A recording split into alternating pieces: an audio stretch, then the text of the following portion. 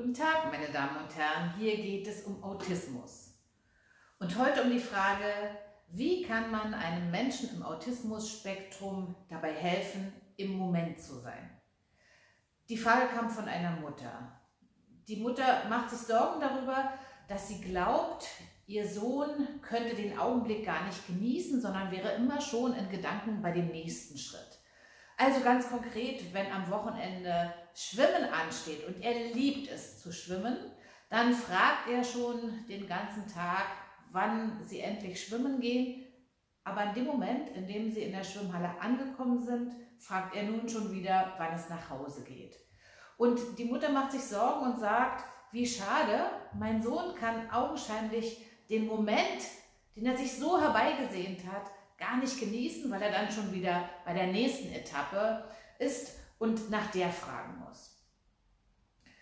Ich habe mehrere Überlegungen dazu. Die erste Überlegung ist, kann es sein, dass es gar nicht um die nächste Aktivität geht, sondern um ein Kommunikationsproblem? Also kann es sein, dass die Person gelernt hat, wir unterhalten uns immer über den Tagesablauf und den nächsten Schritt und dieser Mensch im Autismus-Spektrum eben nicht die Fähigkeit hat, Smalltalk zu betreiben wie neurotypische Menschen und sich nett plaudernd über Kleinigkeiten, die völlig unwesentlich sind, zu unterhalten, sondern wenn dieser junge Mann ein Gespräch führen möchte, und das ist ja was ganz Tolles, dann fällt ihm nur ein, wir reden über die nächste Tagesetappe.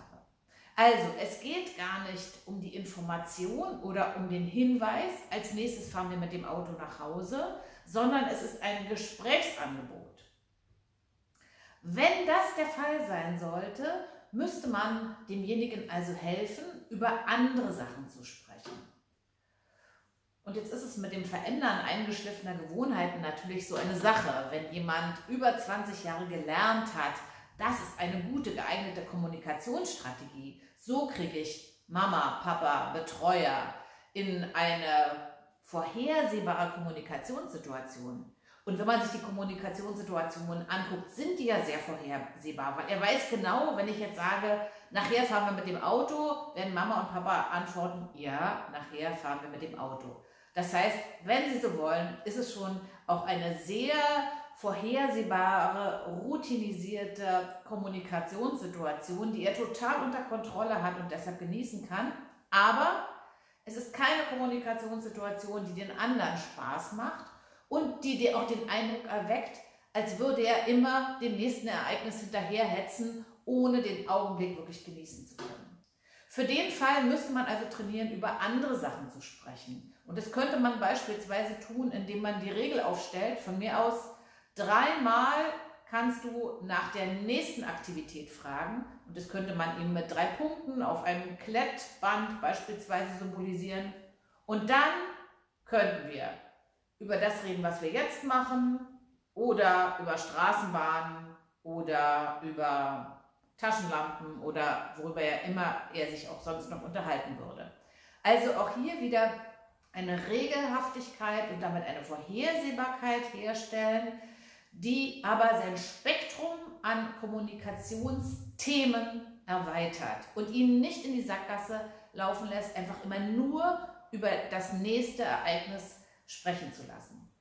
Das Gleiche würde natürlich auch für das Wohnheim und den Betreuungsalltag da gelten. Das heißt also, wenn er nur über das Ereignis am nächsten Wochenende sprechen möchte, könnte man sagen, also im Laufe eines Vormittags oder im Laufe eines Nachmittags 3-mal oder 5-mal oder 1-mal reden wir über dieses Ereignis und dann nicht mehr, dann biete ich dir andere Themen an. Es gibt für Menschen mit Asperger-Syndrom auch Achtsamkeitstrainingsprogramme, in denen sie lernen können, sich also in den Moment zu vertiefen. Wir haben manchmal auch das Phänomen bei Menschen im Autismus-Spektrum, dass sie ganz schnell den Tagesplan abarbeiten wollen. Hier hilft auch der Einsatz eines Timers oder einer Uhr, dass man sagt, also bis um 12 Uhr machen wir einen Spaziergang und dann essen wir von mir aus bis um 1 Uhr und dann schauen wir einen Film bis um 2 Uhr. Also dass man das tatsächlich mit der Zeitspanne verknüpft und diese Zeitspanne visualisiert man wieder mit einem geeigneten Mittel. Also das kann der Timetimer sein, das kann eine Eieruhr sein, das kann eine Sanduhr sein und das kann natürlich auch eine analoge oder digitale Uhr sein, um klarzumachen, also wie lange dauert ein Ereignis.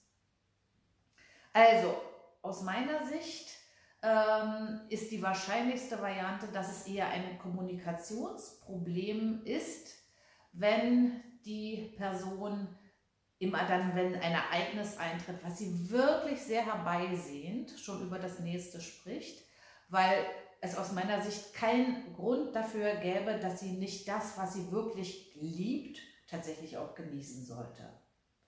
Aber das ist natürlich auch bei Menschen im Autismus-Spektrum ganz unterschiedlich. Einige genießen den Moment auch sehr, aber sie wissen ja auch, nichts ist unmöglich. Autismus.